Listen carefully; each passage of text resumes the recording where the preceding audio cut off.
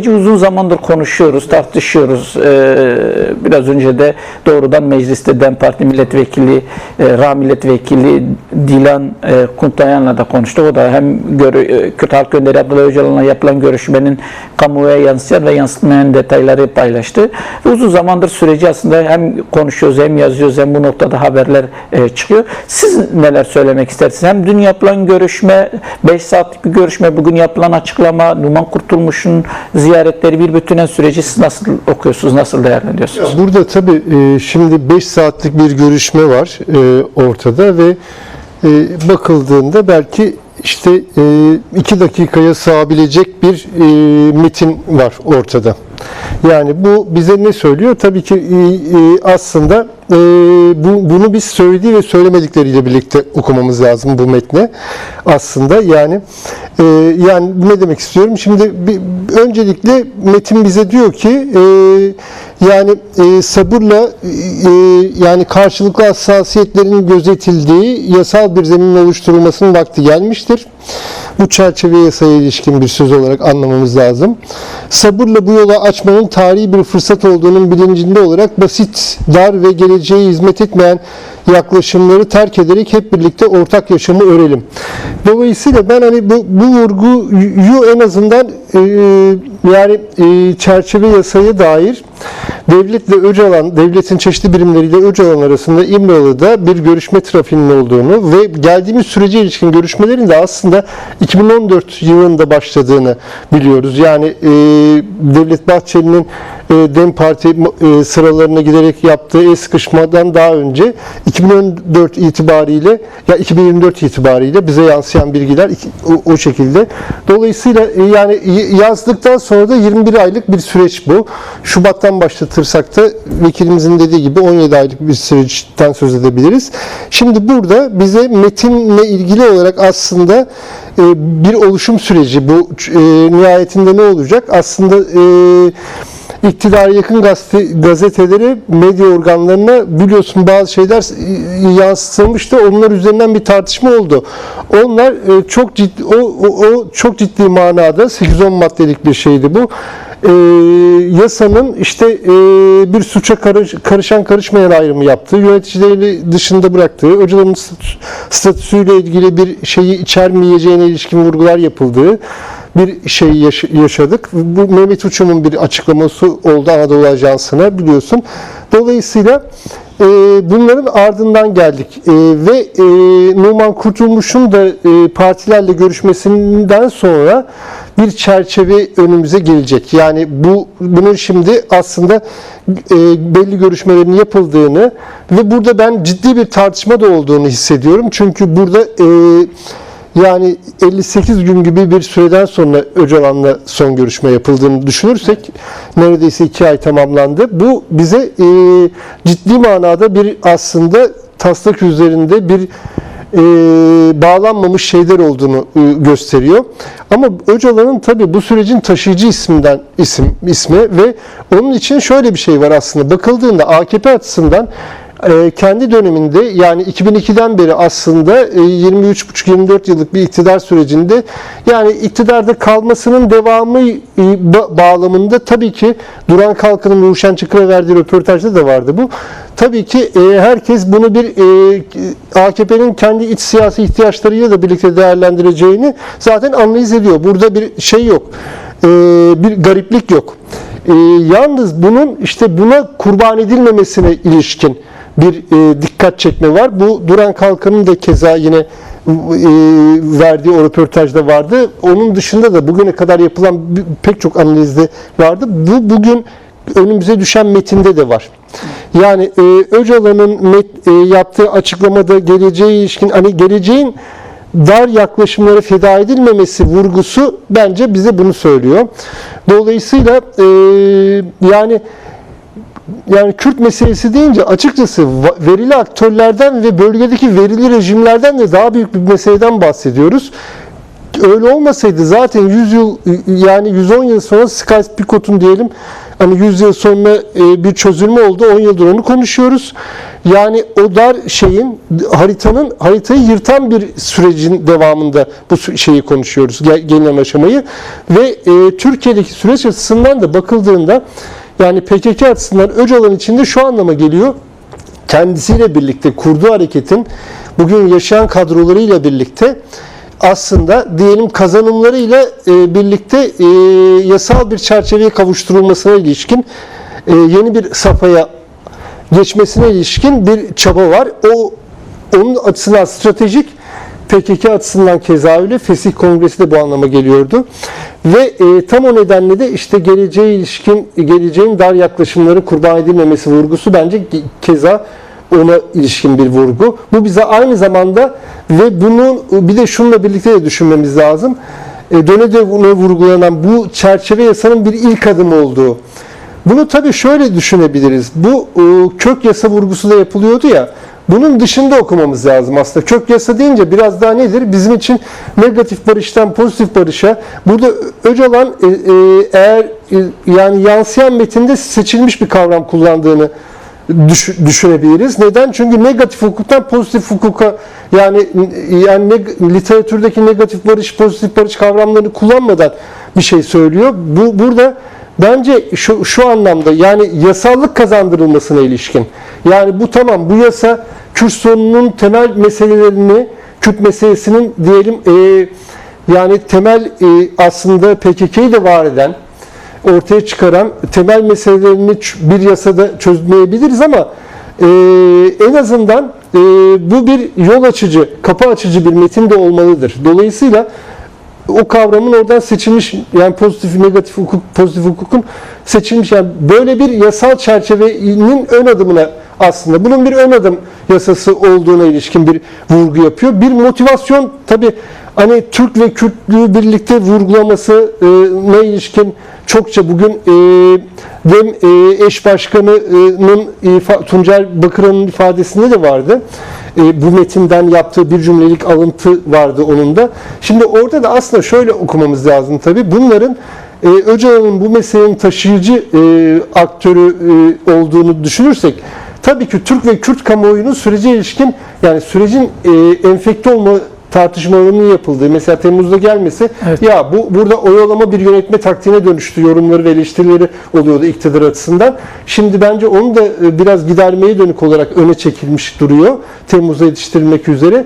Dolayısıyla Öcalan'ın o vurgularını yani belli ki uzun sürecek bir sürecin başındayız aslında ve dünyadaki örneklerde de bence aslında aceleye getirilmiş yani iktidar temsilcileri bir tasfiye süreci gibi bir dil kullanıyorlar ya Öcalan'ın kullandığı dil daha farklı. Dolayısıyla bir alelacele yani aceleye getirilmiş meseleleri çözmeyen bir yürüyüş zincirinden ziyade belki göreli olarak yavaş adımlar olabilir ama bunlar yani attığı düğümlerin belki meselenin çözümüne ilişkin daha sahici adımlarla yani tamamlanması daha anlamlı olacaktır. Dolayısıyla bu sürecin ona ilişkin bir yol açacak mı şimdiki adımlar?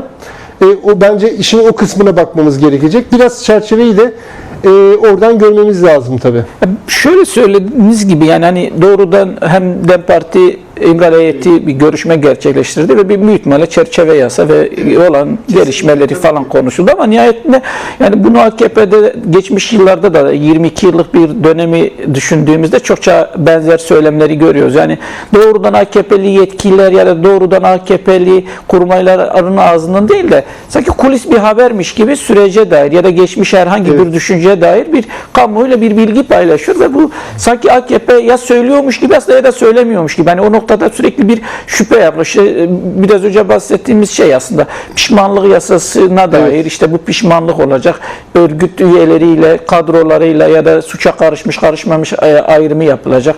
Kürt Halk Önderi Abdullah Öcalan bu çerçeve yasada yer almayacak noktasında. Bu çokça sık söylendiği durumda ama bir yandan da şöyle pratikte madem bu böyle o zaman bu sürecin yürütücüsü Kürt Halk Önderi Abdullah Öcalan doğrudan devlet görüşüyor. Nasıl olacağı noktasında hangisinin doğru ya da hangisinin düşündüğü noktasında sürekli böyle flu bir alan kalıyor. Bu Evet, noktayı neye bağlıyorsunuz? Neden böyle? Doğrudan AKP'nin iktidarın yapmış olduğu bir şey mi, yoksa bu süreç karşıtı tarafların sürekli böyle bu kulis haberlerle ya da özel savaş politikası mı diyelim, nasıl bilmiyorum ama siz nasıl Bence değerlendiriyorsunuz? açıkçası biraz daha şöyle daha makro bakıldığında Türkiye'deki sürece, yani hatırlarsak şimdi daha önce Türkiye'de iktidar temsilcileri, hatta diyelim Dışişleri Bakanı Hakan Fidan, yani MİT Müsteşarı'nın da MİT Başkanı yeni adıyla bölgede temasları olmuştu.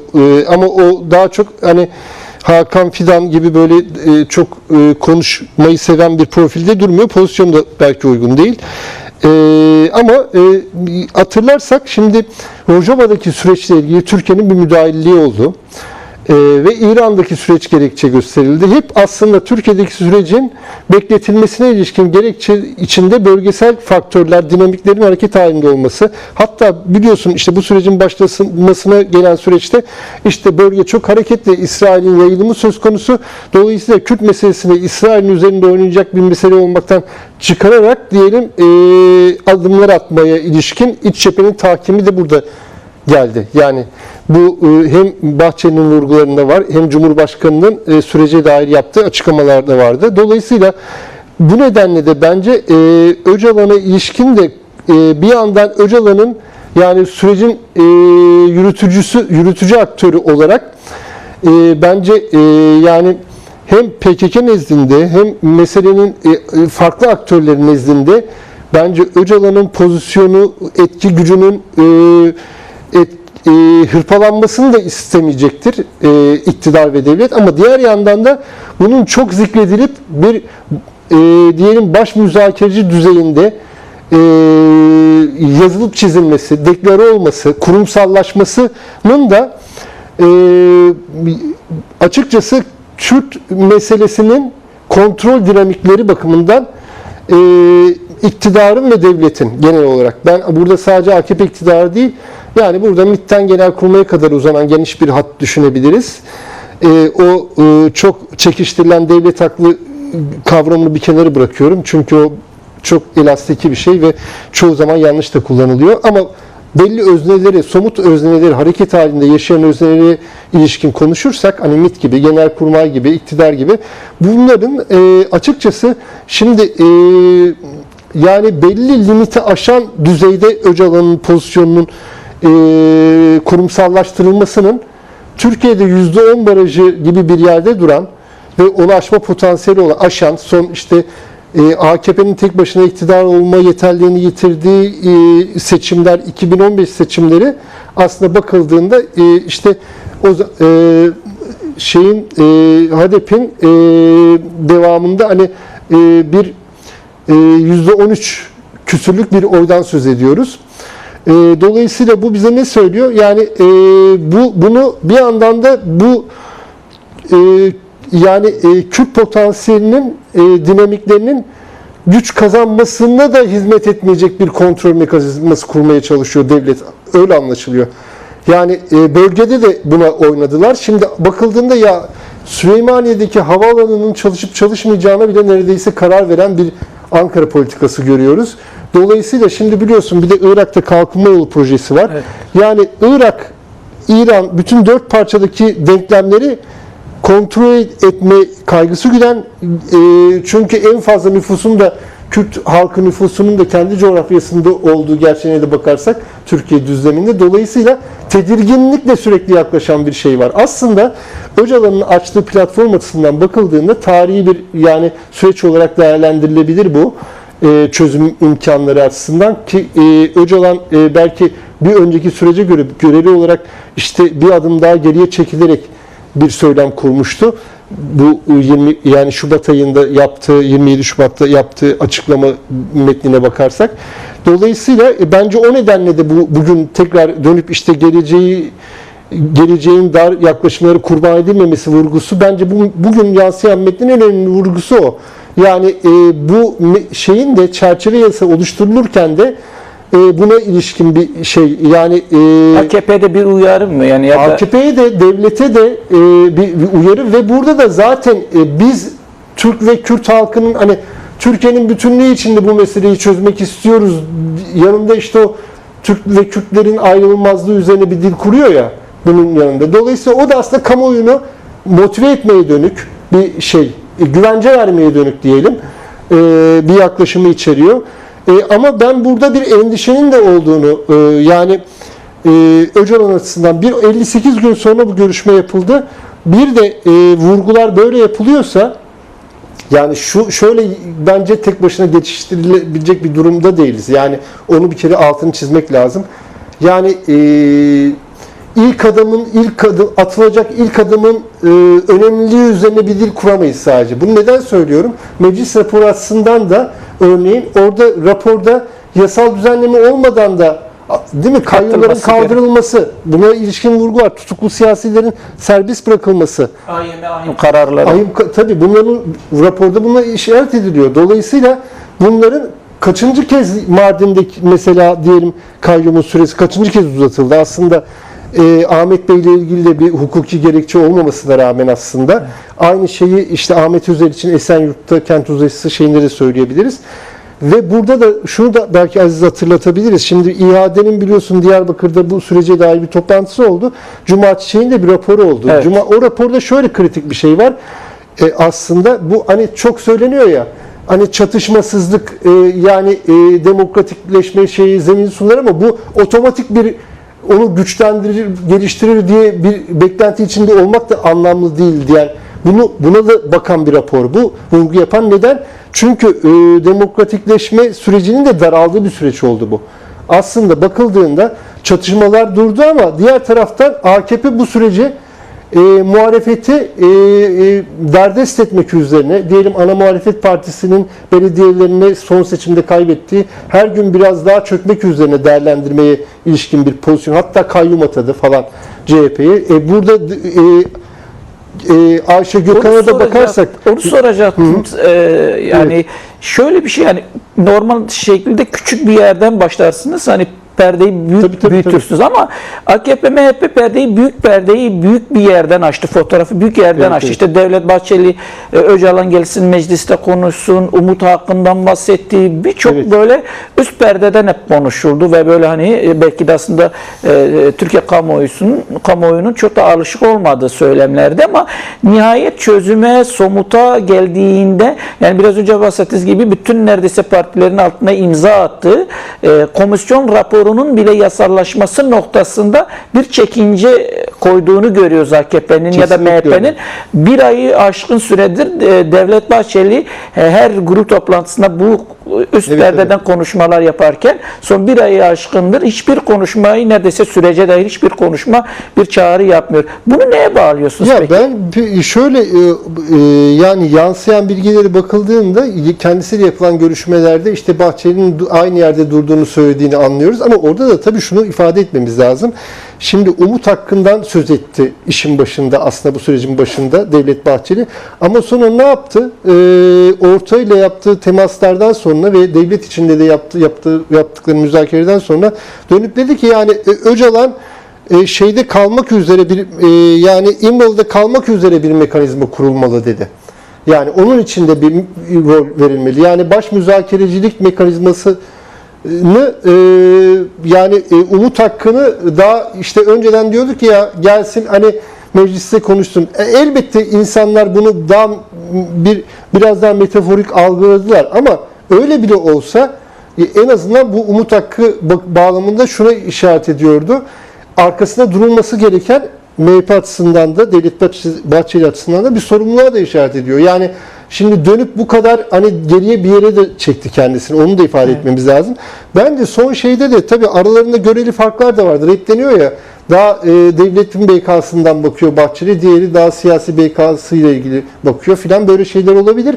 Anlaştıkları noktalar da var. Belki anlaşmadıkları noktalar da var. Bazı şeyleri biz de yansımayan toplantıların içeriğinde çok bilemiyoruz açıkçası. Ama en azından şunu söylememiz lazım. Şimdi gerçekten devlet açısından bakıldığında o sürecin sunduğu imkanların gerektirdiği esnekliğin ötesinde davranan, şimdi gücün kötüye kullanımı desem bu çok politik bir kavram olmayacak. Yani bunu böyle öyle değil midir zaten diye bir itiraz olabilir. Ama bir yandan da ya bu kadar bölgedeki aktörlerden tarihsel olarak daha büyük bir meseleden söz ediyorsak, Kürt meselesi gibi, şimdi bölge dengelerini etkilemiş bir hareketin yani çok hızlı bir şekilde Fesih Kongresi yaptığı, silah imha töreni düzenlediği, ya bunlar çok aslında önemli şeylerdi. Bakıldığında diyelim 11 Temmuz'da Süleymaniye'de yapılan o tören sembolik olarak çok önemli bir törendi ve orada işte KCK'nin eş başkanı Besihe Uzat'ı da gördük. Seçilmiş bir ekip gördük ve bu hızlandırılabilirdi. Şimdi bunun ya silahlar tam bırakıp, ya tamam da şimdi burada bu işler tek başına Mehmet Uç'un perspektifi ve dayatmasıyla da olmaz.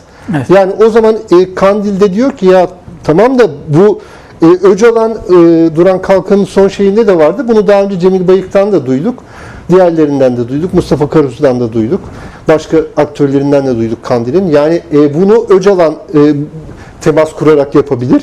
Bu süreci tamamlayabilir. Dolayısıyla yani bir böyle telkin dili kullanmak yerine sürekli bu süreci hızlandırmaya dönük, yani o metinde de vardı, silah teyit tespit olacak silah bırakmakla ilgili, ama işte hayat öyle ilerlemiyor. Sen bunu bir çözüm odaklı mı söylüyorsun, tasfiye odaklı mı söylüyorsun?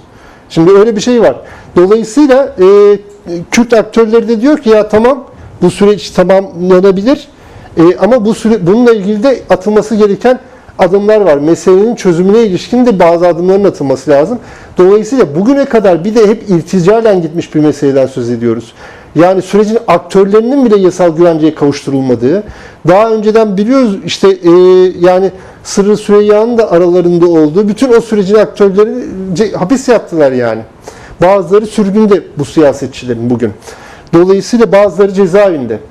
Dolayısıyla bunun gerçekten yasal güvenceye kavuşturulması, burada şuna da ifade edelim. Mesela bu sürecin iade kendince hani bir Türkiye'nin köklü bir insan hakları kurumu olarak dışarıdan bir gözetim, hani tamam üçüncü gözü olmayabilir, aracısı olmayabilir bu şeyin, ama bir insan hakları kurumu olarak mesela bir raporlama yaparak süreci takip etmeye çalışan bir pozisyon alıyor. Bence kıymetli bir pozisyon.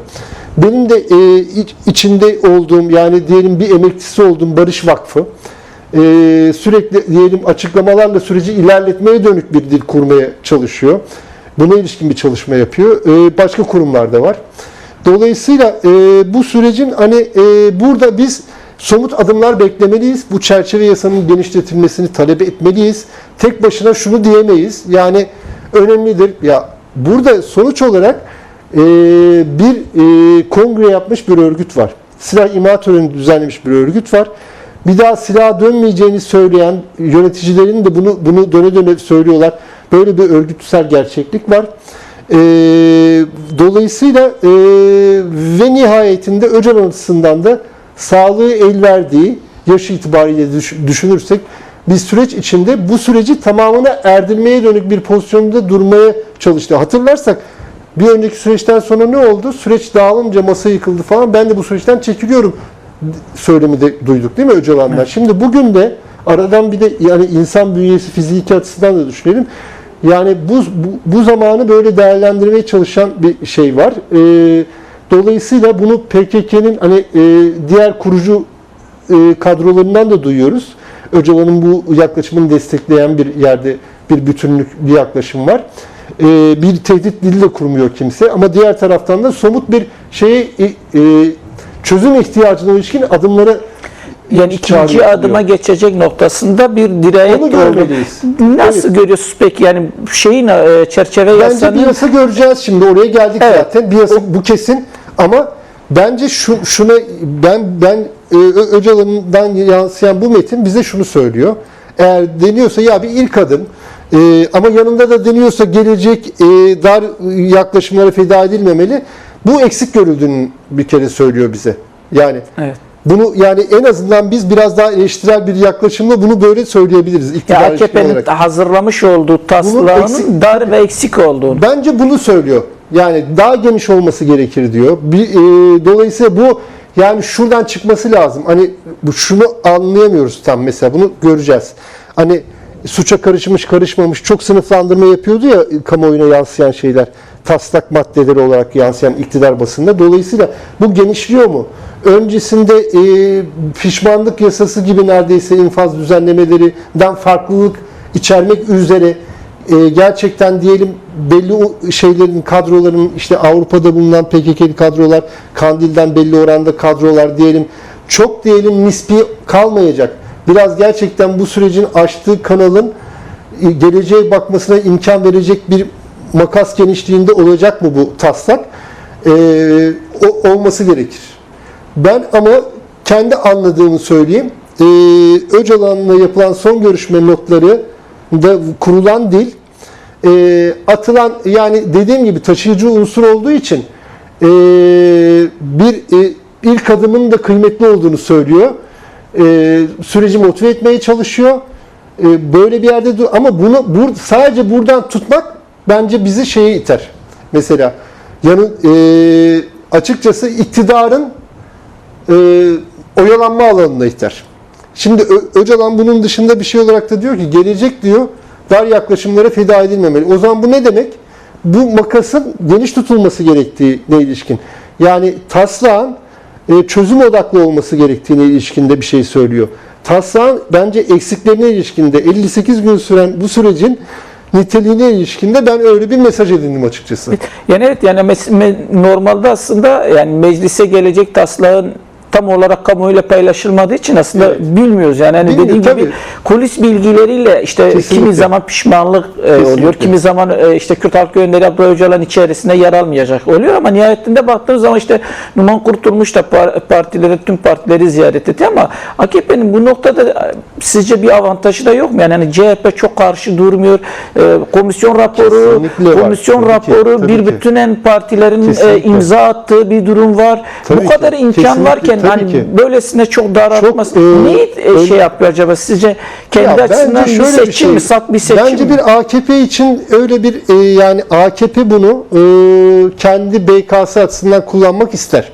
Bu bir. Ama diğer taraftan devlet açısından da bakıldığında yani bölgeyi kontrol etmeye çalışan bir devlet şeyi var. Yaklaşımı görüyoruz. Yani Irak açısından da İran'daki gelişmeleri de öyle takip ediyor.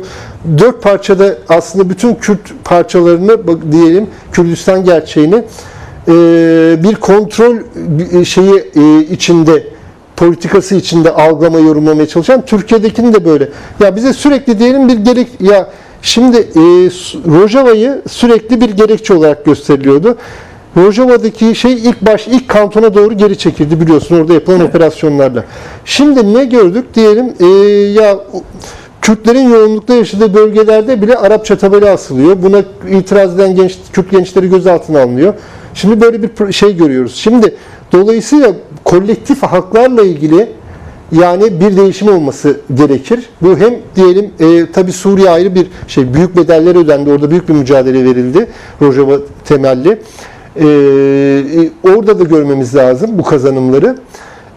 Türkiye'de de yani çok bedel ödendi karşılıklı olarak. Belli bir noktaya gelindi. Ben artık buradan güç dengeleriyle sürekli muhatabını geriye itmeye çalışmak yerine yani örneğin diyor ki ya PKK Kürt halkının tamamını temsil etmez.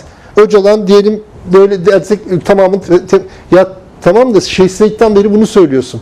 Yani sonuç olarak %10 yasal olarak almış bir yasal parti olarak da baksan belediyelerine 3 dönem kayyum atıyorsun gene kazanıyor. Demek ki bu işler sadece askeri operasyonla kayyum atayarak olmuyor. Dolayısıyla o zaman buna ilişkinde bir PKK'yı ortaya çıkaran koşullara ilişkinde bir adım görmemiz lazım. Dolayısıyla burada devlet cenahından kontrolcü yaklaşımların aşılması gerekiyor. Sürecin sunduğu imkanların olumlu yönde değerlendirilmesi gerekiyor. Sürekli kontrol edeyim, yani zayıf yakaladım gibi bir yaklaşımın olmaması gerekiyor. Çünkü neden bunu böyle söylüyoruz? Yani şimdi hatırlarsak diyelim yani gidelim yani çok kısa bir cümleyle 94 yerel seçimlerine Erdoğan'ın da Büyükşehir Belediye Başkanı seçildiği İstanbul'daki seçimlere gidelim. O zaman ne oldu? DEP'in bütün binaları bombalandı. Ankara'daki genel merkezi dahil. DEP o seçimlerden çekilmek zorunda kaldı. 27 Mart 1994 yerel seçimleri. Ahmet Bilgin, Refah Partili Ahmet Bilgin Diyarbakır Belediye Başkanı oldu. Erdoğan İstanbul Büyükşehir Belediye Başkanı oldu. Peki ne oldu? Yani o zamanki oy oranına bakalım. Diyelim 4'lerde, 6'larda falan. %13, iki katından fazla güçlendi Kürt hareketi. Yasal planda da. Bölgesel etkisi de daha fazla arttı. Demek ki bu öyle tasfiye yaklaşımlarıyla olmuyor. Dolayısıyla yani zayıf yakaladığım gibi bir yaklaşım olmaması lazım devlet nezdinde. Ortaya konulan çözüm odaklı yaklaşımların Kürt hareketinin bir yılda attığı adımlara bakımından söylüyorum farklı unsurlarıyla. Bunların da çözüme imkan sunan gelişmeler olarak algılanması lazım. Demokrasiden yana güçlerin de Türkiye'deki bütün ben burada Özgür Özel ve çevresinin yani seçilmiş CHP'nin seçilmiş kadroların olumlu bir yerde durduğunu düşünüyorum. Yani tabii ki şimdi mesela Duran Kalkan'ın son röportajında bir şey var. O belki onu şöyle anlayabiliriz. Ana muhalefet partisinin bu konuda daha ileriden sorumluluk alması gibi bir eleştiri gibi ben onu algılarım. Ama diğer yandan da şöyle tabii Türkiye'de seçilme hakkının derdest edilmeye çalışıldığı, tasfiye edilmeye çalışıldığı bir süreçte de diyelim bugün Özgür Özel ve seçilmiş kaldığı kadarıyla belediyeleri ve şeylerinin unsurlarıyla orada yeni bir parti şekillenmesi vesaire orada da bir kendi canının hayına düşme şeyi de bir yandan anlaşılabilir ama bunların yan yana durması muhalefetin ve onun dışındaki unsurlar açısından da sosyalist güçler, işçi sınıfı örgütleri, sendikalar, demokratik güçler, kitle örgütleri filan. Bunu altı boş sivil toplum açısından söylemiyorum. Daha kitle örgütleri temelli şeyler açısından da söylüyorum. Tüm bunlar bakımından da bir sorumluluk alınması lazım bu süreçle ilgili. Bunun ancak öyle AKP'nin sadece AKP seçim eksenli değerlendiriyor. Yaklaşımı da biraz da Kürt hareketinin de burada Kürt dinamiklerinin de yalnız bırakılmaması, barışın sahibi olarak aslında barış talebinin sahiplerinin geniş bir zeminde iktidarın karşısında somut bir taleple kitlesel düzeyde pozisyon alması gerekir. Son 4-5 dakikamız kaldı ama şunu söyleyeyim. Biraz AKP tarafından düşününce hep seçim düşünüyor, AKP iktidar düşünüyor. Muhakkak bu tabii ki. biraz önce bahsettiğiniz gibi Duran Kalkan'ın röportajında da söyleniyor. Muhakkak bunlar düşünüyordur. Bir iktidar partisi bunlar düşünüyor. Ya onlar açısından bakıldığında Kürt bu de onlar örneğin bu adımlar atılsa Kürtlerin desteğini alalım. İşte Kürt Halk Önderi Abdullah Öcalan'ın statüsünü belirleyelim, onun desteğini alalım. İşte İran'da bir savaş var. Türkiye'nin içerisinde bir barış ortamı olduğunda Kürtlere temel haklar aslında sadece Kürtlere değil, Türkiye'deki bütün haklar, temel haklar verildiğinde destek alalım. Hem Suriye'de hem Irak'ta hem Rojava'da bir Kürtler var ve bunların da aslında bir desteğini alalım. Bu yönlü bir düşündüğünde artı olarak görülmesi gereken ama bu türlü bunlar yapılmıyor. AKP seçim düşünüyor. Bunlar onun için yapılmıyor. Bu tezatı nasıl görüyorsunuz? Ben açıkçası şöyle düşünüyorum. Burada çok açıkçası süreci aktörlerinin barış talep eden güçlerin demoralize olmaması için bence dar bir süreç takviminden değil de daha geniş açıyla. Mesela diyelim Kürt Hareketi Öcalan'ın 93'ten beri Mehmet Ali Birant röportajından bakalım. 93'ten bu yana olan diyalog çabaları bağlamında barış arayışlarından bu yana geniş açılı bir takvimle bakarsak süreci 30 yıl aşkın bir perspektifle o zaman biraz daha aslında daha diyelim sabırlı, sebatlı bir şekilde mücadele barış mücadelesi bu zaman alabilir dünyada başka örneklerde olduğu gibi buna daha açık durabiliriz. Ama öyle olmadığında gene kandırıyorlar. Tabii ki hesap kitap çok ama mücadeleyle bu süreç ilerletilebilir diye düşünüyorum. Dolayısıyla bir de şeyi de kimse AKP'nin ömrü ne kadar olacak? Bunları hep yaşayarak göreceğiz. Hiçbir şeyin aslında net bir perspektifi yok. Önümüzdeki zaman dilimi açısından nasıl bir sandık kurulacak Türkiye'de? Kurulacak mı? Kurulursa nasıl kurulacak? Bu hep mücadeleyle olacak. İşte AKP tekrar devam edebilecek mi? Etmezse diyelim o zaman yeni dinamiklerle konuşmamız gerekecek aslında. Belki daha olumlu bir sürecin önünü açmak açısından da bir şey olabilecek. Tüm bunlar aslında ama bu tabii yarın politik aktörler, demokrasi, barış mücadelesi güçleri burada açıkçası sandığa ilişkin bir beklentiyle de bakamazlar bu sürece. Çünkü bir sürü bedel ödenmiş bir gerçeklikten bahsediyoruz. Dolayısıyla barışı istemek lazım. Bunun için mücadele etmek lazım. İteklemek lazım. Yani karşı taraftan bir sürekli zayıflatma yönlü bir şey var. Dolayısıyla burada biraz daha barışın damarlarını genişletmeye dönük bir şey içinde, pozisyon halinde durmak lazım diye düşünüyorum. Son bir dakikamız var. Ben yine size son olarak aslında içerisinde de çokça konuştuğumuz ve aslında herkesin de merak ettiği, Evet. Temmuz'da yasa gelecek mi ya da Ağustos'a gelecek mi? Bir şey Siz ne gelecek. düşünüyorsunuz? Bence gelecek ama işte şeyi bilmiyoruz. Bu muhtemelen sonbahara sarkacak ama öyle bir şey oldu ki Temmuz'da hızlandırılmış, Temmuz ve Ağustos'ta acaba hızlandırılmış başka bir süreç mi yaşayacağız diye soru sormaya başladık. Şimdi önceden diyorduk ki ya galiba sonbaharda gelecek ama şimdi buraya çekilince acaba bu hızlı bir şekilde diyelim içimize su serpmeyecek ama bir ilk adım olarak da diyelim tarafların imza attığı sıkıştırılmış bir hukuki süreç mi göreceğiz biz Temmuz ve Ağustos, Temmuz sonu ve Ağustos'un ilk yarısı itibariyle? Bunları tabii biraz yaşayıp anlayacağız. Çok